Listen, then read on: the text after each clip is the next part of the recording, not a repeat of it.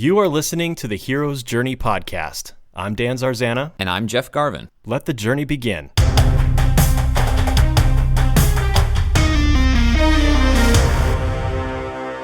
Welcome to the show. Welcome to the show, Jeff. In this podcast, we examine classic and contemporary books and films through the lens of the hero's journey. If you're new to the podcast or you're new to the idea of the hero's journey, we strongly urge you to go back and listen to episode 0, Call to Adventure, in which we introduce the concept of the hero's journey as pioneered by renowned mythologist Joseph Campbell and refined by Disney story veteran Christopher Vogler by discussing Star Wars and Harry Potter. This is episode 1, The Shawshank Redemption. Spoiler alert! Spoiler alert! We will be discussing this story in its entirety, so if you haven't yet read the novella or seen the film, we recommend you pause the podcast now and go do that. Okay, Rita Haworth and Shawshank Redemption is a novella by Stephen King, originally published in 1982 by Viking Press as part of a collection of 4 novellas entitled Different Seasons.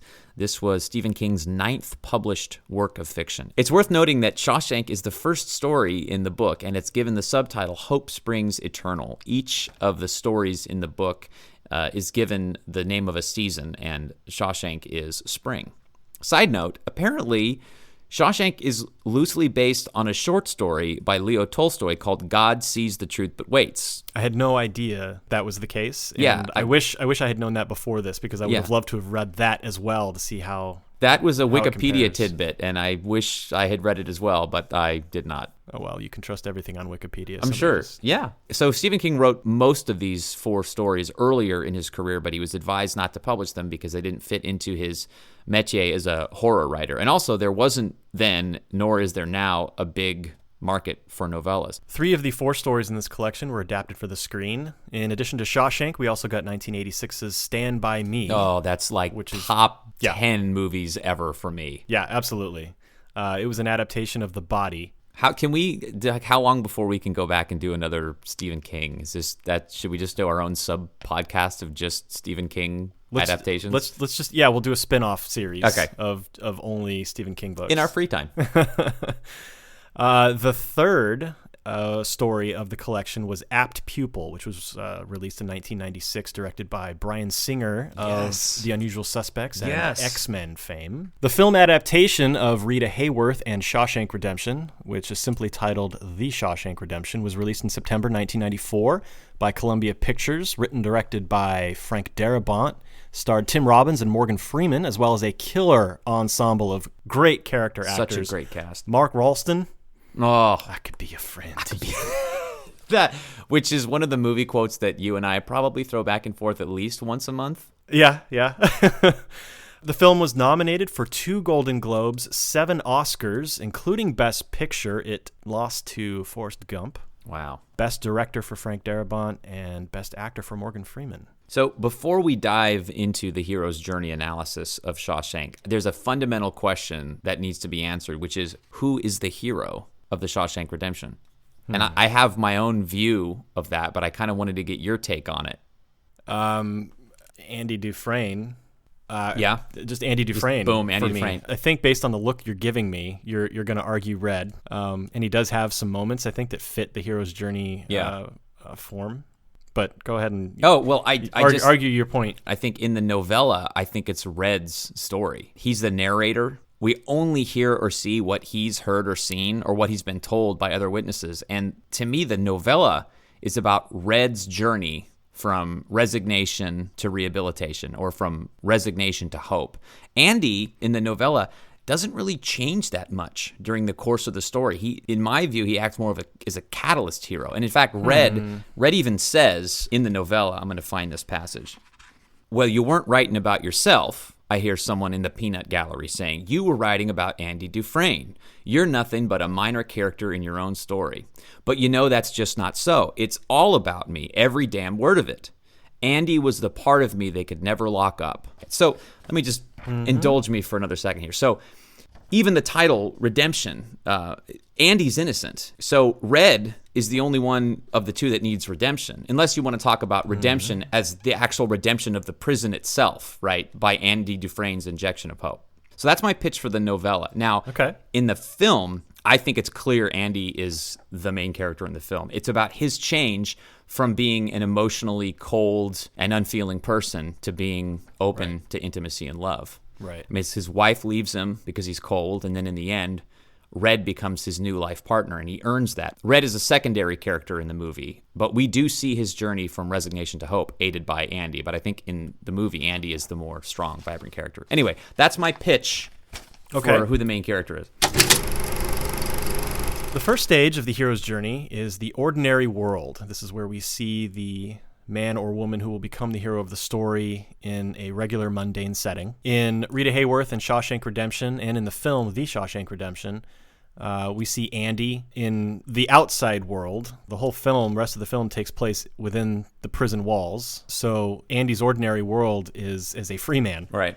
Just a little background on Andy. He's 30, married, no kids. He's a banker, and he has discovered that his wife has been cheating on him with golf pro Glenn Quentin. And the film, as we see, opens with him drunk in his car parked outside Glenn Quentin's home, and he's got a pistol. Right. It's a perfect setup because his wife leaves him because he's not emotionally available. She has an affair because she's seeking passion. And that's Andy's ordinary world, is he lives a passionless life as a banker. It's all about numbers. And cold and remorseless is what the judge calls him. Particularly icy and remorseless something like that. Yeah.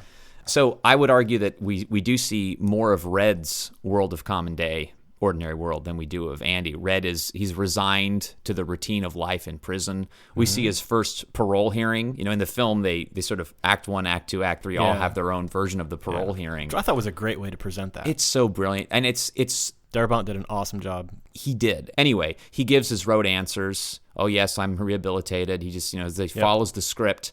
And then the guys in the bleachers in the yard confirm that this is business as usual. I'm up for rejection next week. Right. By the way, side note, when we see the parole board guy stamp the form, the mugshot is actually of Alfonso Freeman, Morgan's son. And he's also Fresh Fish Con. Who goes, fresh fish, reeling them in Is the he? beginning. Yeah, he's that guy. I didn't know He's that. actually a talented actor and musician. I PA'd for a summer at Morgan Freeman's Revelations Entertainment in the late 90s, and I got to spend time with Alfonso. Really talented, producer, musician, crazy talented. Anyway, we learn that Red is the guy who can get it for you, and he takes bets on the fresh fish. Yeah, prison life is Red's ordinary world. So the next stage is Call to Adventure, in which the hero is presented with a challenge which renders him unable to continue living in the comfort of the ordinary world. I do want to point out that this is where we first disagreed in episode 0. So I'm hoping we can get through at least 2 stages of the journey before you smack me down. But, so Andy's call to adventure is he gets sentenced to 2 life terms in prison. That's not really a call to adventure.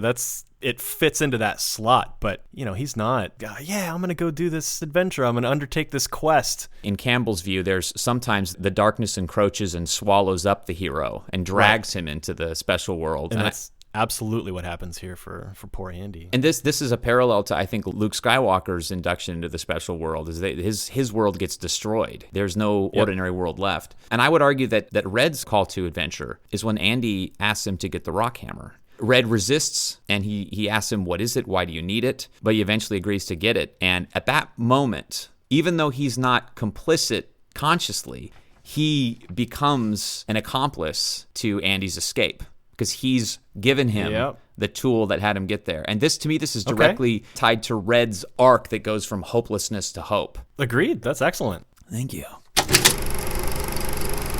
third stage is refusal of the call. If we're talking about Andy, he has been accused of double homicide, and he denies those charges at his trial. It's an odd refusal of the call because, as we've already noted, the call isn't really a call to adventure for him.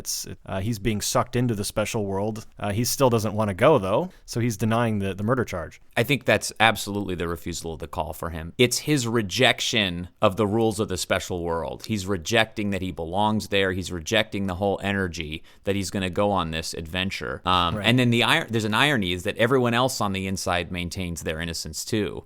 They have that whole conversation, we're all innocent here. And Red says, you're going to fit right in here. Yeah. And that ties into Red's cynicism that there is no goodness here. There are no innocent people in here. In the movie, we don't know if Andy did it or not. We know Andy claims he didn't do it. Right. But we don't know until much later in the movie. And in the film, we know almost nothing about Red's crime, if I remember correctly. We don't know. He just admits what Andy said, or some character says, "What are you in here for?" And then he said, "Murder." Yeah, I'm the only guilty guy. He admits guy. it. Only guilty man in Shawshank. Yeah.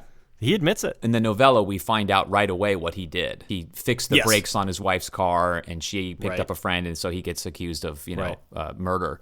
But we don't know. We don't get those details in the movie. Right. Which I think is a good thing, because it's really important in the movie that we like Red from the beginning, or it doesn't work. That's true. If we know right off the bat that Red murdered 2 women and a child, it's then hard. We're like, wow, okay. Somehow in a novella it works. In a shorter story, you don't have to make me like the characters so much, because I don't have to live with them for 1,000 pages or 350 pages. You can interest me in something that I might not otherwise be interested in. I think it's why Apt Pupil works as a novella too, because both of those protagonists are just hideous human beings. Terrible people. Yeah. Okay, so refusal of the call. I would say that Red's refusal of the call happens throughout the movie. He expresses refusal in his ongoing rejection of hope. He warns Andy what it's like inside. He tells him not to approach Hadley on the roof. He advises him to keep his head down until the point where Andy escapes. Red does not accept hope, except for one moment in the movie. And I think this is one of the 2 points of genius in Darabont's adaptation. Andy gives Red a harmonica as a gift, but Red won't play it. He won't play it except that one night in his cell after the lights go out. Yep. He blows on it once.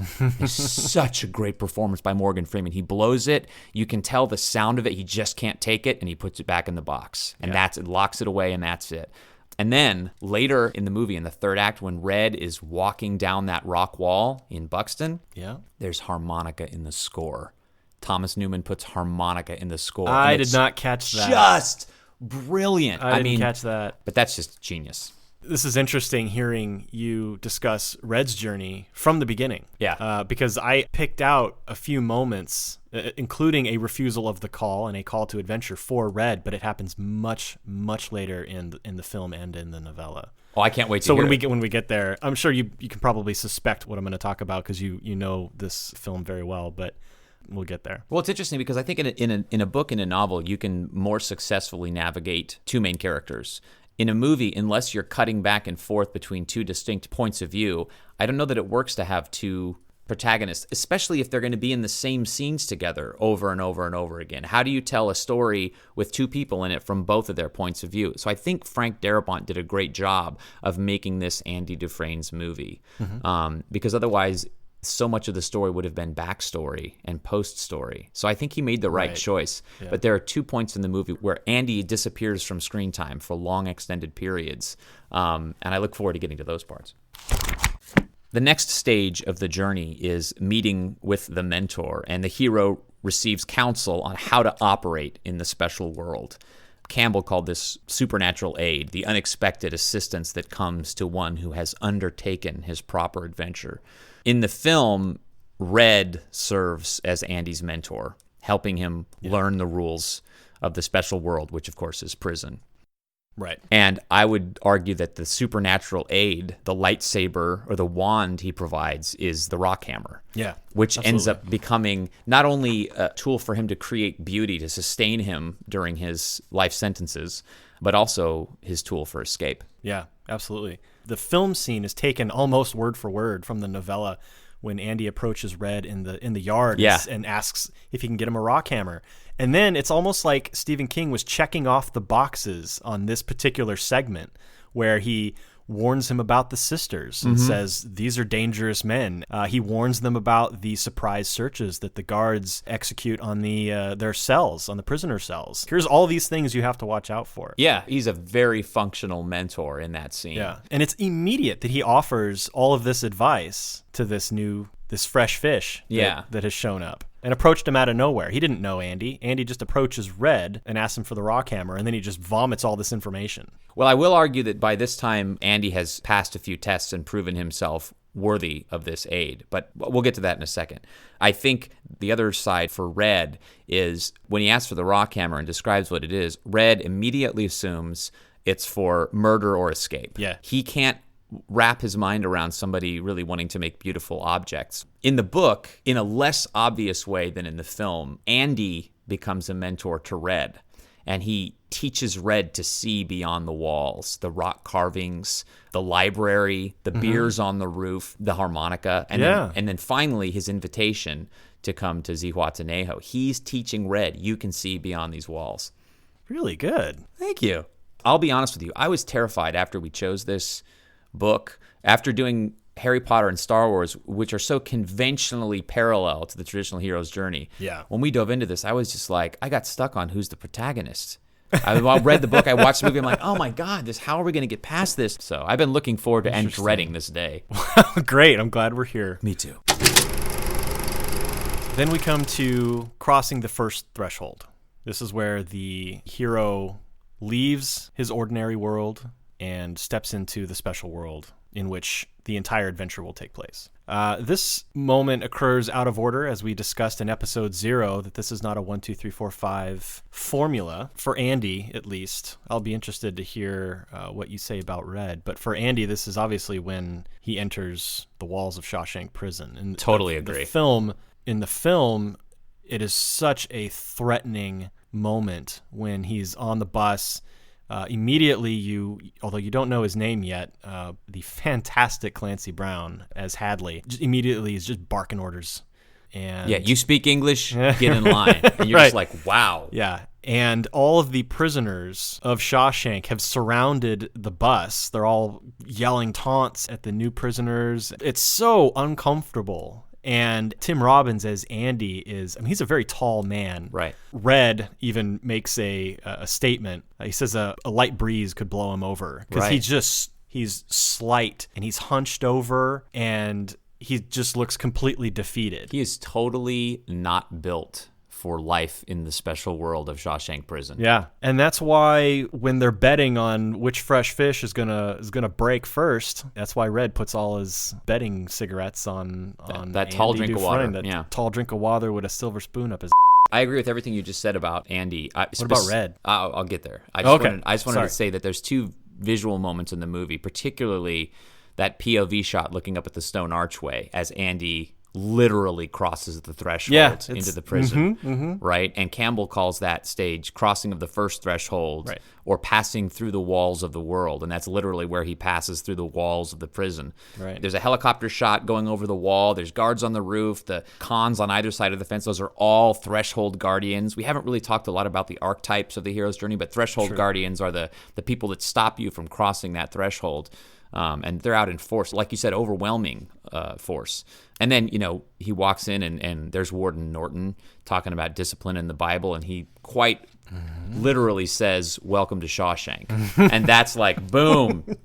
And then I think part of the crossing the threshold is the inmates get stripped down. They're hosed off. They're doused with delousing powder, right? They're purified as they enter the special world. And marched into their cell block completely naked. Right. And then there's a section Campbell called Belly of the Whale, or Passage into the Realm of Night. The lights go out that first night, and darkness swallows them up. Visually, all the light disappears, and you just see a very small silhouette of their faces. Right. I got nothing for Red's crossing of the threshold. I think it happens much later, like you said. It happens much later. He refuses the call until the third act. So I would argue that his crossing of the threshold is when he leaves prison. I would agree with that. Okay. Absolutely. Yeah, because Shawshank is his. There are no thresholds for him to cross until the end of the film when he's paroled. Yeah, agreed. So that brings us to the end of Act 1. We're going to take a quick break, and then we'll be back with Act 2.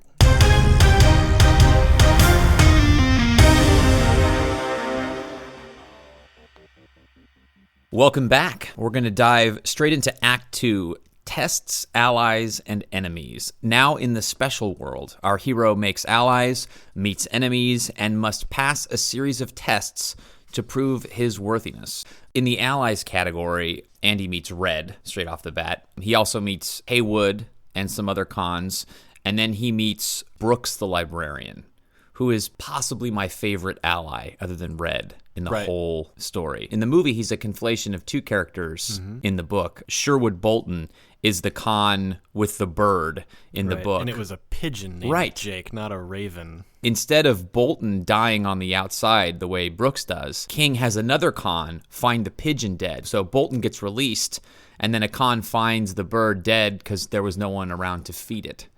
And I thought that was a really powerful way to talk about becoming institutionalized, becoming unable to survive without being taken care of by an institution. Right, yeah. But man, for Frank Darabont to pluck that 2 or 3 sentence anecdote and turn it into the full character arc that is Brooks. Yeah.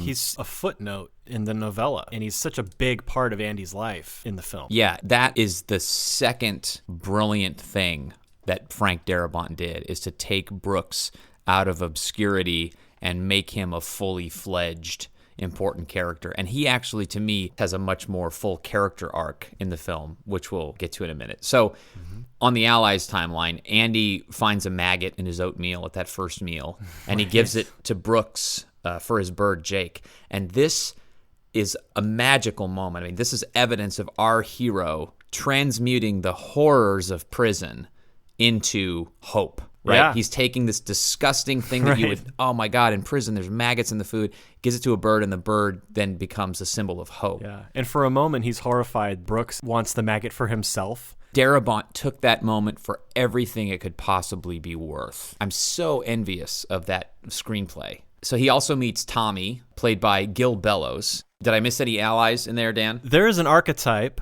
that Christopher Vogler discusses in his book, The Writer's Journey, and that archetype is the shapeshifter. And this is a character who plays multiple roles in the story. Sometimes they're an ally. Sometimes they subvert the hero's efforts and become a hindrance, if not a villain. Can I guess who you're going to say is a shapeshifter? Should we say it at the same time? Okay, ready? 1, 2, 3. Hadley. Hey! Yes! Yes! Yeah, totally. After the tarring of the roof, Hadley goes a little easier on Andy for most of the rest of the story. The times when Hadley is hard on Andy is when Andy kind of deserved it. Yeah. And in fact, he goes a step further and actually sets up protections.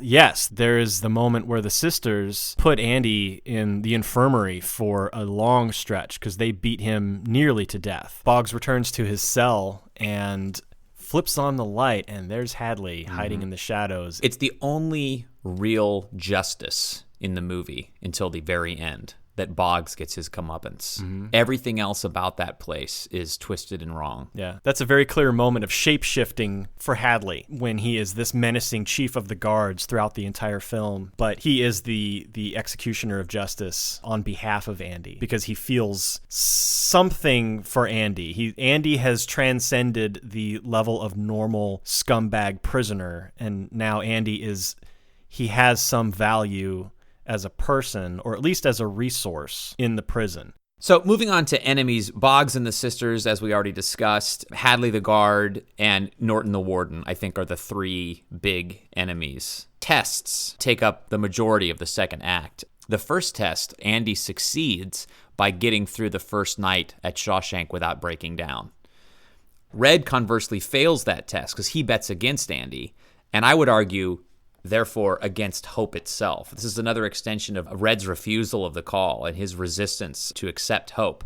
And of course, Fat Ass loses because, Haywood bets against him and then taunts him. Yep. And then, of course, he breaks down and Hadley comes in and beats him up. And I just want to... Beats him to death. Yeah, well, that's right. We find out the next morning that Hadley beats him so badly he dies in the infirmary. Yeah. And I just wanted to draw attention to William Sadler's performance. You're making a prison movie and everyone in it is a hard ass, but you have to make us like these few characters. And so here's Haywood just trying to entertain himself and initiate the newbies. This is how you do it, man. You can't be the soft one. He celebrates at first when he hears the crying. He's like, woohoo, I won the bet. And then when he hears Hadley coming, he's like, stop, shut up. Trying to get the guy to stop crying because he knows what's coming. Yeah. And then when the beating starts, you can see compassion on his face and just the guilt. Yeah. And then by the next morning, they have this scene around the mess table. Andy says, what's his name? What was his name? Now, again, here's Andy representing hope and compassion and all the things that are too expensive to have in prison. And Haywood is over it now. He's tough. There's not a tear in his eye. It says, it doesn't matter what his name was. He's dead. Haywood feels remorse. He taunted the character who is only known as Fat Ass into breaking down, and that got him beaten to death, and Haywood is partially responsible for that. But I think also Haywood is acting as almost as a mentor energy, teaching Andy, there's no room in prison for those feelings, to remember the names of the dead. That's not how we do things here. Another test, Andy challenges the sisters throughout. He doesn't succeed in preserving his body, but he does preserve his hope. He keeps that part of him that will always fight. And his respect. The other prisoners respect Andy for fighting against the sisters. Agreed. He does earn respect. And in fact, he earns, for a short period of time in the novella, he earns the respect of the sisters, and they leave him alone for a while, especially after that great scene in book and movie where Boggs says, I'm gonna give you something. You're gonna take what I gave you to swallow. Yep. And Andy bluffs and says, anything you put in my mouth, you're gonna lose. No, you don't understand. You do that, and I'll put all 8 inches of the steel in your ear. All right. But you should know that sudden, serious brain injury causes the victim to bite down hard. In fact, I hear the bite reflex is so strong, they have to pry the victim's jaws open with a crowbar. Again, using his intellect to fight off brutality. Yeah. It's different in the film. There's an extra line that they added to show Andy hardening as a prisoner of Shawshank. But at the end of that speech, Boggs says, where'd you learn all that? And he says, I read it. You know how to read?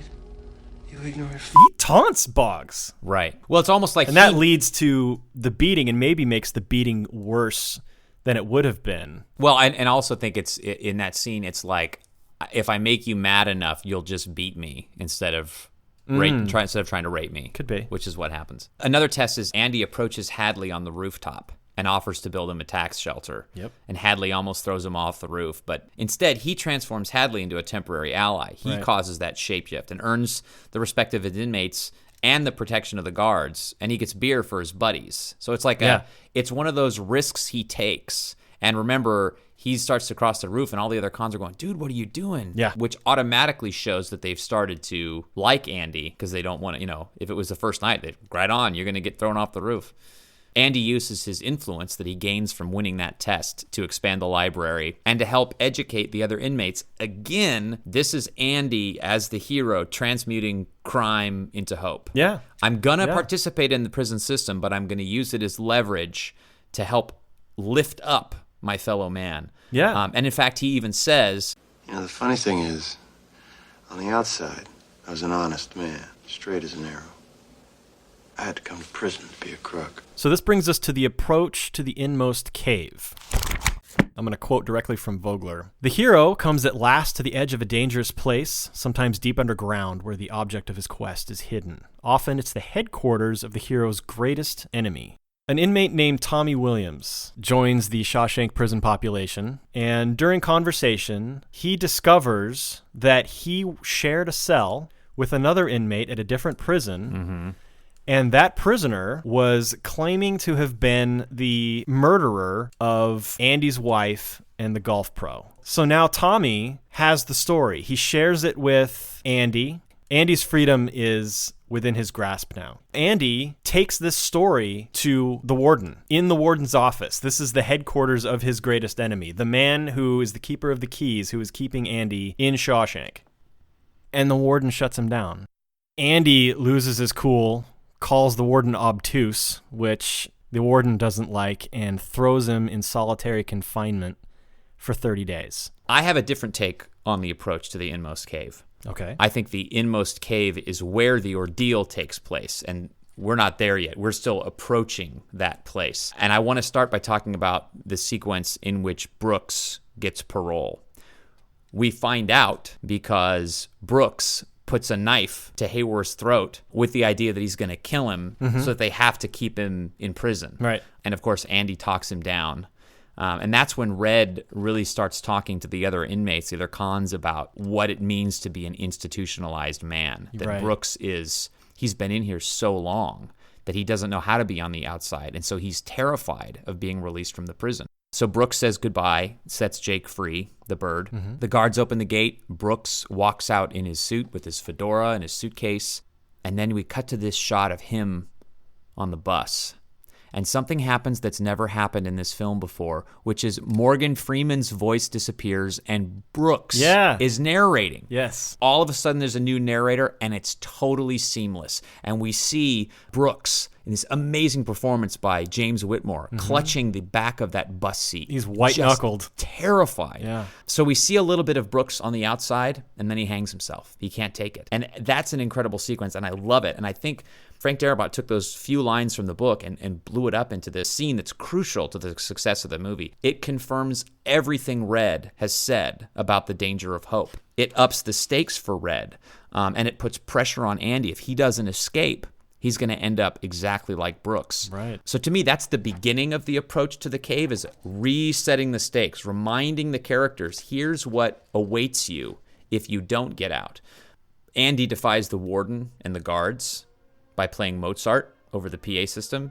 And it's so satisfying because you cut to everybody else in the prison is hearing this music. And again, here's Dufresne delivering hope to all these inmates at once. That moment is such a stupid move by Andy, though. He's got it made. He's got his own cell. He's working in the library and not sweating it in the laundry.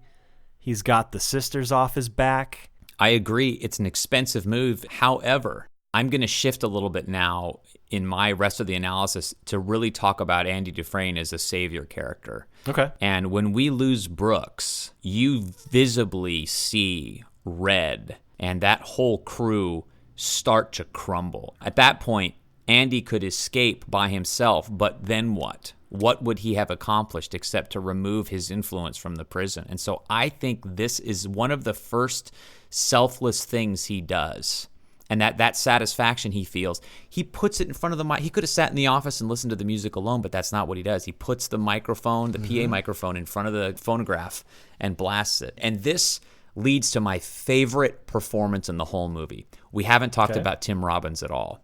He's so well cast, he disappears into this role. He's a tall, lanky, skinny 30-year-old dude that just kind of disappears. When he gets out of solitary after being in the hole for causing, Hadley has to break the window and get in there and yank him. He reunites with his inmate buds at the mess. Says it was the easiest time I ever did because he had the music in his head, remember? That's the beauty of music. They can't get that from you. And Tim Robbins is trying to say this corny dialogue while trying to sound tough.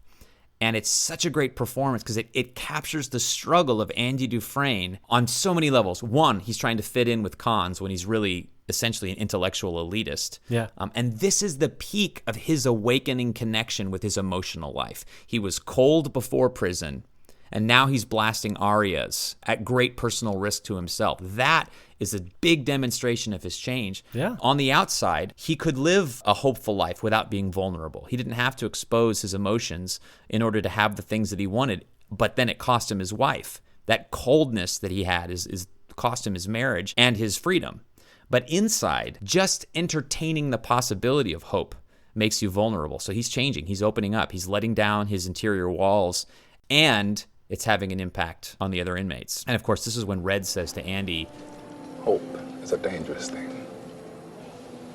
Hope can drive a man insane. It's got no use on the inside. You better get used to that idea. He's warning Andy. Yep. And you can see him wanting to hope, even as he's warning Andy against it. You can see him hoping. Refusing the call. And then, to me, the end of the approach to the inmost cave, the very last moment, is that scene in book and film where Andy tells Red about Zihuatanejo. Again, this story is so unconventional. It's not a traditional hero's journey. I'm not saying this is absolutely the approach to the inmost cave, but this is the part of the movie that I saw Darabont crafting into the moment of darkness. And it's hard to point out in the novel, again, because I think Red is the hero of the novel. And so when it comes to the Andy Dufresne story, again, we switch perspectives. When Andy escapes, he's just gone.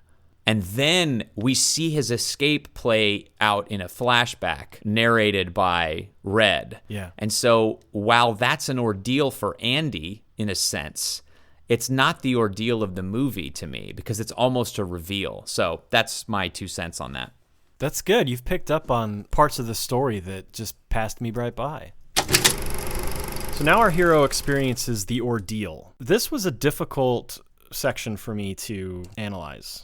Vogler talks about the hero hitting bottom and going through an ordeal, emerges the other side of that ordeal a changed person. So after this confrontation with the warden, Andy gets another meeting with, and this is where the novella and the film differ slightly.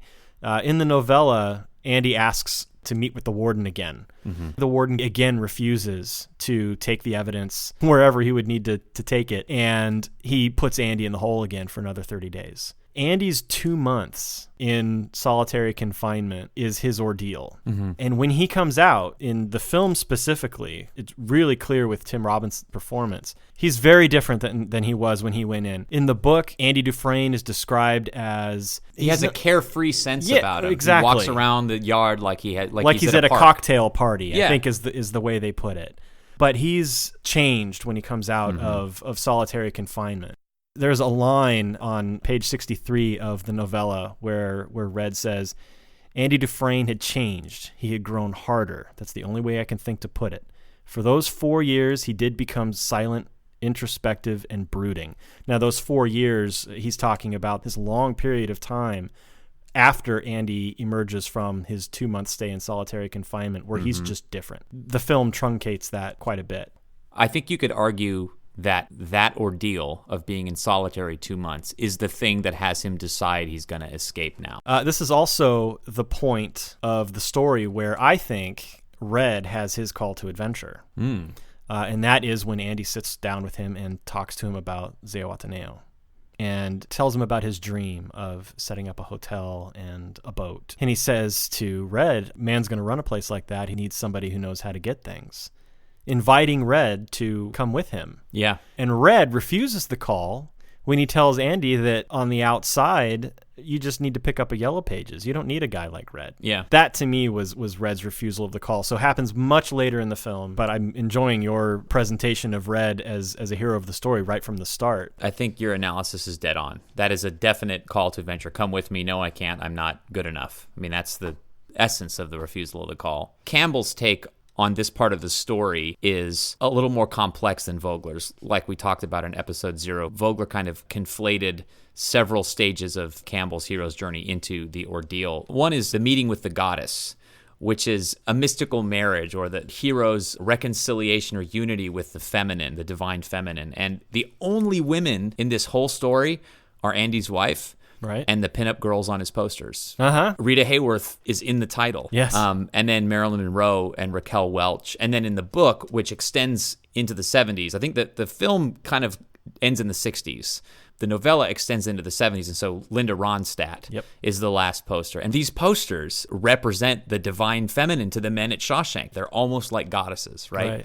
So you could argue that Andy's acquisition of the Rita Haworth poster and his subsequent escape behind the poster of Raquel Welch or Linda Ronstadt represents his meeting with the goddess. Okay. And I realize like I'm really looking for patterns here, but there it is, the only feminine energy in the whole movie, right? Yeah.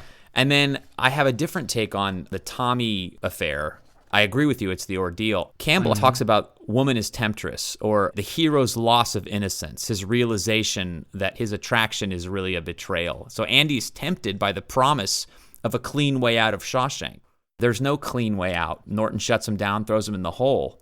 And for that period of time, as Campbell would say, life or the acts of life in this story representing hope, becomes intolerable to Andy. And in the movie, in another brilliant scene, the warden confronts Tommy outside and has him shot. Literally killing Andy's hope. Yes. Absolutely killing his hope. Yes. In the book, Tommy gets transferred transferred to a minimum security prison. Yeah. But I think it's great that, the warden goes out there and gets Tommy to confess what he knows. Yeah. And we think he's going to help, but he's just getting it so that he says, "Are you willing to testify to this story?" Right. Yes, sir, I will. And then he nods up into the darkness, and Hadley's up there, and he guns him down. Yep. And then, of course, he tells Andy what a shame that he tried to escape. Yeah. He got shot. And we know. When he's released from the hole, just as you said, we see a new Andy. An Andy who knows he cannot get out clean. The only way he's leaving Shawshank is if he escapes. Yep.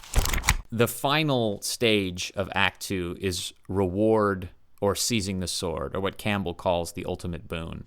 And the hero, having faced his worst fear, seizes the object of his quest. I guess I'll talk about Red, and then I'd love to hear what you have to say about Andy. Sure. For Red, the reward is he gets to the rock wall in Buxton and finds Andy's letter and the cache, and he finally embraces hope. It's the same reward for Andy, I think. He escapes, and in the novella, Andy has an accomplice on the outside who has set up a fake identity and financial resources for him and left a safety deposit box key underneath the obsidian rock in the Buxton hayfield. Right. The only thing that Red has that lets him know that Andy made it is that he gets a postcard. Yeah. From, in the novella, it's McNairy, Texas. Right. In the film, it's Fort Hancock, Texas. Right. I wondered why the change. So I looked up McNairy, Texas. I'm like, what's wrong with McNairy, Texas, that they didn't want that name? Not a real place? In the film. It is a real place, but if you look at the map, the road that crosses from the United States into Mexico is actually in Fort Hancock, which is north of McNairy along the Rio Grande. Huh. Farm Road 1088 if you are looking to escape through Fort Hancock, Texas. Thank you for that fine information. The only other thing I would add is that when Andy comes through the other side of that tunnel into the rain, it's a baptism. Right. And then we have that crane shot that we talked about where he, in the film, that's our visual that he has seized the sword. That brings us to the end of Act 2. We're going to take a short break. We'll be right back. Welcome back, Jeff. Welcome back, Dan. Would you like a drink? I would very much like a drink. I have placed before you a brown paper sack containing another beverage. Now, in episode 0, we were discussing Star Wars and Harry Potter. I found a beer called Imperial... And we haven't even started drinking I haven't yet. started drinking like yet. We are completely sober. I found a beer called Imperial Death Star Stout. It was delicious. I thought was super fun to be able to have something so appropriate for the story we were discussing. Yes. I think I may have done it again. No. All right. So here I go. Yeah. No way.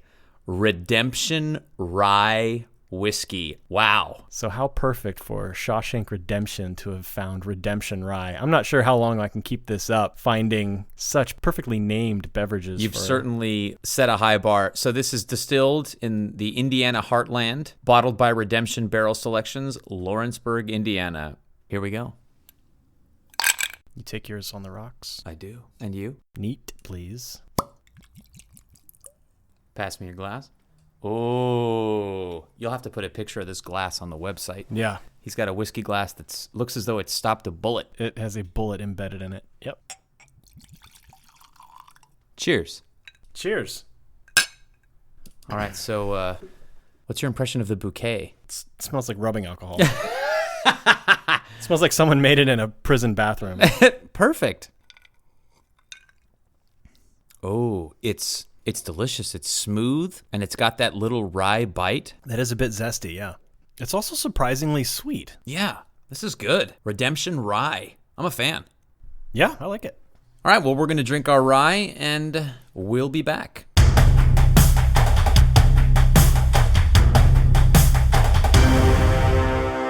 Act 3 begins with the road back. The hero has seized the object of his quest and is now being pursued by vengeful forces. This segment was a little difficult for me as well because it's a little unconventional in this story. Totally agree. I interpret the road back to be Andy's escape from his cell. You included that as his ordeal. But I think that his escape through the tunnel that he has dug, that he has spent in the film 20 years, in the novella, I believe it was 27 years. You could argue that that's a 20-year ordeal. That Sure. his escape stretches over that period. I can see that. Yeah. So his road back is that, plus the sewage pipe that he breaks into then and crawls through 500 yards of sewage and escapes into the river. And there's that moment of Andy in the film as the rain washes the muck and God knows what else off of him in that Christ-like pose with his arms outstretched. Right. So do you have an interpretation of the road back from Red's perspective? Yeah, I'm actually going to do an episode 0 smackdown on you, because I don't think that's the road back at all for Andy. For Andy? Or for the movie, no. Escaping the prison Nope. and making his way to... Nope. at least McNairy, Texas, if he doesn't get all the way to Zihuatanejo. I see where you got there, and I don't think it's an invalid interpretation. But to me, the real spirit of the road back happens in 3 different ways. One is that the key is those vengeful forces. The warden is furious that Andy is gone. And he sends the guards to search every inch of that prison for him. And of course, it's too late. And then, you do get a sense of Andy's vengeance when Warden Norton goes to his safe, pulls out his Bible, sees the outline of the hammer. And you have this flashback when the warden first inspects Andy's cell. Yeah. He takes the Bible out of his hands. And there's this tense moment. You don't really know why it's tense. And then he hands it back to Andy and says, salvation lies within. Right. And of course, salvation does lie within, right? Yep. Andy even inscribes that in his note. In the book. Right. Because he knows Norton's going to find it. And so he wrote, Warden, you were right. Salvation lied within. The other thing that I noticed, one subtle difference between the book and the movie, and I should have looked up the Bible verse, but in the book, Norton has a cross stitch hanging on top of his wall safe that his wife knitted for a church event or something, and it says, "His judgment cometh, and that right soon, early." In the book, it's early. Early, yes. In the movie, it's "and that right soon," which is much better foreshadowing. I agree. That right's it's better, but I wonder if the Bible verse isn't actually that right early. I actually did a little bit of research on this, and I could not, all the references that I found to it, people were having this, basically they're having this exact same discussion that you and I are having now, and they were saying, where is this in the Bible? And it's not. Okay, so it's a made-up verse. Yeah. Go Stephen King. Okay, so in my estimation, the warden's pursuit of Andy inside the prison is the energy of the vengeful forces pursuing him. And then, of course, Andy has set in motion all of these things to incriminate the warden, and the police come, and the warden takes the coward's way out and shoots himself. Right. So we finally get that suicide by gun that's been teased to us in the film. Now, that's right. You know what we haven't discussed? What? Is what Andy's been doing this whole time is that the warden has criminal rackets going on. He's pulling in money on the side. He's got his Inside Out program where he is taking prisoners from Shawshank and he's loaning them to the outside world to work on projects like road building and field clearing and things like that. And that is causing construction companies to approach the warden and say, hey, if you take this job from me, I'm going to go out of business. So here's some money. Yep. And the warden's like, golly, it looks like I've scheduled my team somewhere else. So you can go ahead and have this contract. And of course, Andy is helping him embezzle from that project on top of the payoffs. And he's hiding the money. He went from working in the laundry to laundering money. Yes. So the other 2 elements of the road back play out as part of Red's journey. Okay. The first is the refusal of the return, which is another Campbellian element of the road back. Now that he's on the outside, Red considers committing a crime to get back into prison. Just like Brooks did. Just like Brooks. He is not okay with being called back to the special world. He's institutionalized too. And so that's his refusal. And then you'll remember there's this element called the magic flight. And there are 2 kinds of magic flight. If the hero has the permission to enter and retrieve the sword, then he's aided by supernatural forces. And if he doesn't, then he's has to run for his life because he's angered the gods. Red leaves with permission. He's on parole, and he's aided by supernatural forces. In this case, forces outside the prison. Right. In other words, Andy's letter and the money he buries under that piece of volcanic glass that has no earthly business in a Maine hayfield. That gives him hope. That's right. So Andy becomes the mentor offering supernatural aid to Red. Red got him the hammer that gave him his freedom, and now Andy is providing the money and the hope that Red needs to survive. And then there's the crossing of the return threshold, which is the hero has crossed into the special world, accomplished some great task. Now he's returning to the ordinary world with some otherworldly knowledge, enlightenment. And now his challenge is he has to transmute that knowledge into something useful or something that he can use as leverage in the real world. And, we talked about in Harry Potter, it doesn't work. Harry can't use magic in the real world, in the Muggle world. It's forbidden. On the outside, Red isn't the guy who can get it for you anymore. Right. The skills he's acquired to survive in prison don't translate anymore. To Red, the outside world is the special world. That brings us to Resurrection, in which the hero is purified by death, either in a literal or a symbolic way, and he returns to the land of the living, a changed person. So to stick with Red here for a moment, after Red finds the note and the money from Andy, he goes back to the halfway house. And there's a very specific sequence of shots. We cut to the chair next to the table where Brooks hung himself. Right. And we hear Morgan Freeman say, "Get busy living or get busy dying." And he opens his knife and he looks up at the beam. Yep. And then we don't see the beam. We're not sure what's about to happen. We cut to, he picks up his hat and his suitcase from the bed, and the camera pans up and we see Brooks was here, so was Red. And he has avoided the fate that Brooks suffered, and that's his resurrection on the outside. Right. Because he's got the hope that Brooks didn't have. That's right. On Andy's side, and I'll be interested to hear your thoughts on this, he experiences several resurrections in the movie. The first is when he comes out of the infirmary after his brutal gang rape by the sisters. Exactly. He survives. He's resurrected. Right. When he comes out of solitary after getting busted for playing Mozart. Exactly. And then finally when he surfaces after crawling through that tunnel. Yeah. Those are his resurrections. That is exactly right.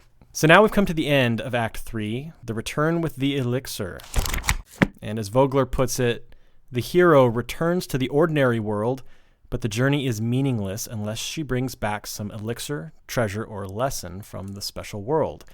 Now, we've talked a lot about hope in this story. Hope, I think, is ultimately that elixir. It's that lesson that Andy gives to Red, and that is what inspires Red to try to make his way to Mexico to join Andy. Yeah.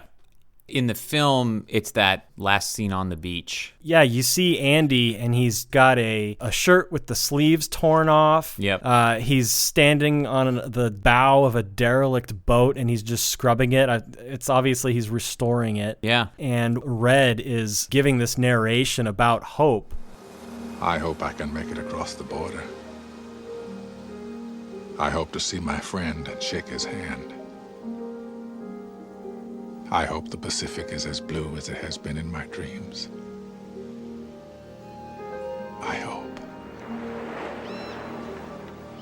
That scene is not in the novella. The narration is, because this, as we learn at the end of the novella, what we're reading is essentially a diary or a journal that Red has been keeping after his parole. Well, he starts writing it while he's in prison, and then there's this false ending. Oh, that's right. And that's then right. he picks it back up and says, I didn't think I would be writing this again. Exactly. But now I'm out, and I'm getting ready to go in search of this town. Yeah. I love that the subtitle is Hope Springs Eternal, and that the last sentence in the novella is I hope. Hope is quite literally the first and last word in the story. It works very well in the film. During that last part of the story that Red is telling, we're actually seeing Red go to the bus depot, buy a ticket for Fort Hancock, Texas, and make his way all the way. And you see the two of them reunited at the end. The last shot is the two of them walking on the beach toward each other and embracing. If it had been true to the novella, it would have been like the bus going over the hill, fade to black. You wouldn't have seen them at the beach. But I think I'm so happy that Frank Darabont chose to show them reunited. Even though it's a bit of a Hollywood ending, Right. It's been such a journey to not consummate this friendship with the two of them meeting on the outside after a 2.5 hour movie. Right. Would have been a much more difficult thing for audiences to abide. And I also think there's something dreamlike about that last shot. There are no close-ups. It's from very far away. You see Andy Dufresne on the boat. You see Red walking toward him, and then cut to this helicopter shot that's very far away. And it has the quality of a dream, and it makes you wonder, is this really happening, or is this just how Red is imagining it? Right. And I think that's what saves it from being a crappy, perfect Hollywood ending. If you'd had them embrace and say, I'm so glad you made it, here we go, you would have, oh, come on. Yeah. Right? But he doesn't. That's a good point. In the novella, he's just writing the end of this story, and he's saying, I'm going to leave now. And golly, I hope I can make it across the border. The last sentence being, I hope, with hope in italics, which is, to me, why King ended it there. That's the victory for Red. Whether or not Andy is there at the end, you get the sense that Red's going to survive on the outside now because he's got hope. That's it for this episode. Join us next month when we will be analyzing the classic Christmas film, Die Hard. If you like what you heard, be sure to subscribe on iTunes and Stitcher and wherever fine podcasts are given away absolutely free of charge. And if you love what you heard, please take a minute to write a review. That makes a big difference. We want to thank Taylor Jordan for our amazing Hero's Journey fanfare and bumper music. You can find out more about him at dramatics.com. That's dramatics with an X.com. And to Dean Ethington at DAE Design for our logo and web design. And we want to thank Redemption Rye for this delicious whiskey that we're enjoying. Absolutely. The Shawshank Redemption is copyright 1994 from Columbia Pictures. Rita Haworth and Shawshank Redemption, copyright 1982, Viking Press. We are proud to be part of the 1888 Center family of podcasts. 1888 serves as a regional catalyst for the preservation, presentation, and promotion of cultural heritage and literary arts. You can visit the Center's cafe, gallery, and bookshop physically in historic downtown Orange, California, or online at 1888.center. If you want to see what we're reading, watching, drinking next, visit us at heroesjourneypodcast.com. Follow us on Twitter at Heroes Podcast, and like us on Facebook at facebook.com/Heroes Journey Podcast. Until next time, journey on.